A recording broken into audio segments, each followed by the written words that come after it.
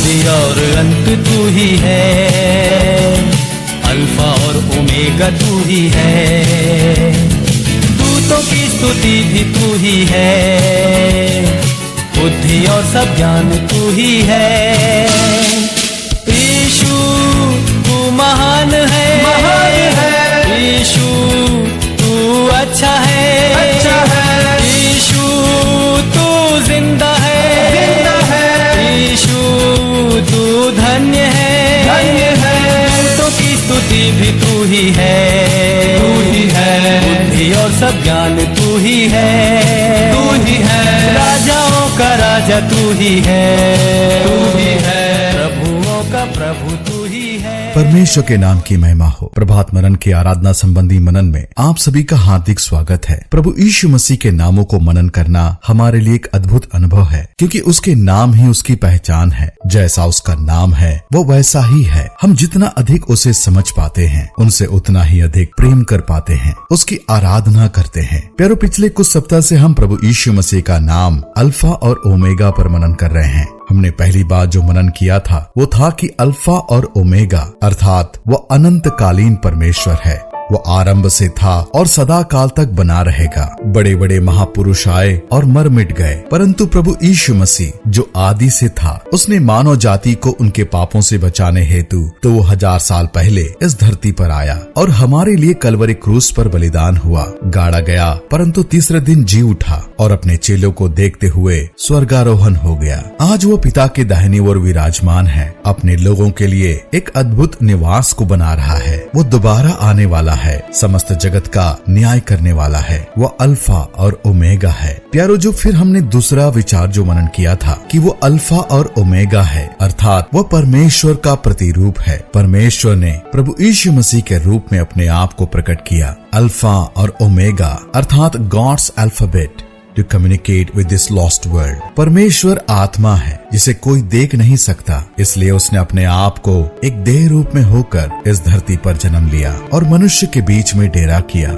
वही प्रभु यीशु मसीह है, परमेश्वर का देह रूप में मनुष्य जाति के मध्य प्रकटीकरण। एक और बात जो हमने मनन किया था कि वो अल्फा और ओमेगा है, अर्थात वो हमारे लिए A to Z के समान है, हमारी हर एक आवश्यकताओं के लिए पर्याप्त है। जिसने प्रभु यीशु मसीह को पा लिया, उसने अपनी जिंदगी में सब कुछ पा लिया, और जिसने प्रभु यीशु मसीह के अलावे सोचता है कि जिंदगी में सब कुछ हासिल कर लिया, उसने वास्तव में सब कुछ खो दिया। जैसा कि परमेश्वर का वचन भी कहता है मरकुस उसका 8 अध्याय 36 पद में, यदि मनुष्य सारी जगत को प्राप्त करे और अपने प्राण की हानि उठाए तो उसे क्या लाभ होगा। आइए इसी विषय को जारी रखते हुए आज हम एक चौथे विचार पर मनन करेंगे, पर इससे पहले आइए मैं आपके लिए इस भाग को पढ़ देना चाहता हूँ। प्रकाशित वाक्य की पुस्तक 1 अध्याय 8 पद, प्रभु परमेश्वर जो है और जो था और जो आने वाला है, जो सर्वशक्तिमान है, यह कहता है मैं ही अल्फा और ओमेगा हूँ। परमेश्वर इस पढ़े गए भाग पर अपनी आशीष दे। प्यारो, हम अपनी जिंदगी में कई कार्यों की शुरुआत करते हैं, परंतु हम उसे पूरा नहीं कर पाते हैं। उदाहरण स्वरूप, आप कई बार किसी किताब को पढ़ना आरंभ करते हैं, परंतु उसे अधूरा ही छोड़ देते हैं।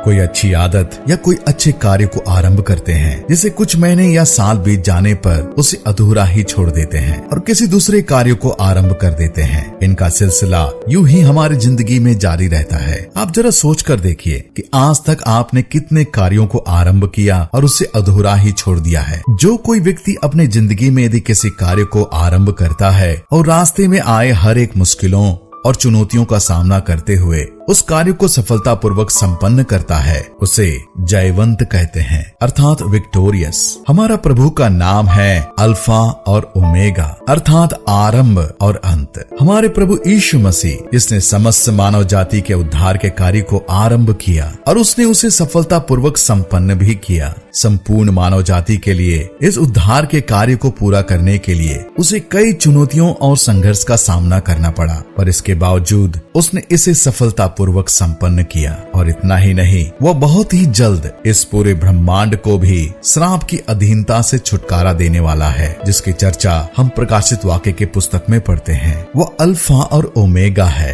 अर्थात वो जयवंत प्रभु है। वो आरंभ करता है और बीच में छोड़ नहीं देता, परंतु उसे पूरा भी करता है। प्यारो, उत्पत्ति की पुस्तक में कई कार्यों का आरंभ हम देखते हैं, इसलिए इस पुस्तक का नाम उत्पत्ति अथवा अंग्रेजी में जेनेसिस रखा गया है, अर्थात आरंभ। जैसे कि संसार की सृष्टि, पाप का प्रवेश, परमेश्वर द्वारा उद्धार की घोषणा इत्यादि। प्रकाशित वाक्य की पुस्तक में परमेश्वर के द्वारा आरंभ किए गए कार्यों की समाप्ति का उल्लेख हम पाते हैं, और उन तमाम कार्यों को जो व्यक्ति सफलतापूर्वक संपन्न करता हुआ यूहन्ना उल्लेख करता है, वह व्यक्ति कोई दूसरा नहीं परंतु प्रभु यीशु मसीह है। उसी ने आदि में आरंभ किया और अंत भी वही करेगा। उसने हमारे छुटकारे के कार्य को सफलतापूर्वक उस कलवरी क्रूस पर पूरा किया। मुझे उम्मीद है आपको स्मरण होगा जब प्रभु यीशु मसीह कलवरी क्रूस पर अंत में चिल्लाकर कहता है, पूरा हुआ। अंग्रेजी में लिखा गया है इट इज फिनिश्ड, अर्थात मानव जाति के लिए छुटकारे का कार्य सफलतापूर्वक संपन्न हुआ।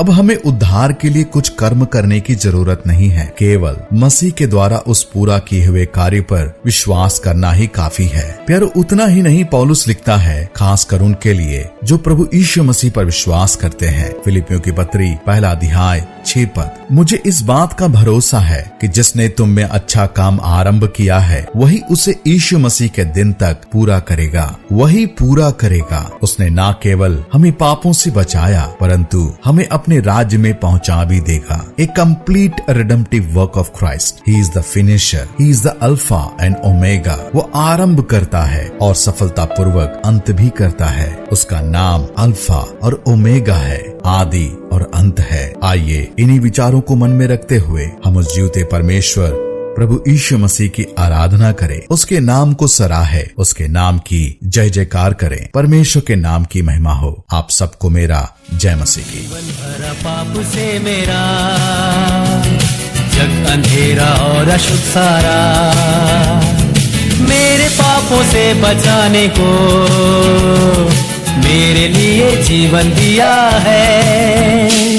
यीशु तू महान है, यीशु तू अच्छा है, यीशु तू जिंदा है, यीशु तू धन्य है, दूतों की स्तुति भी तू ही है, बुद्धि और सब ज्ञान तू ही है, राजाओं का राजा तू ही है, प्रभुओं का प्रभु तू ही है।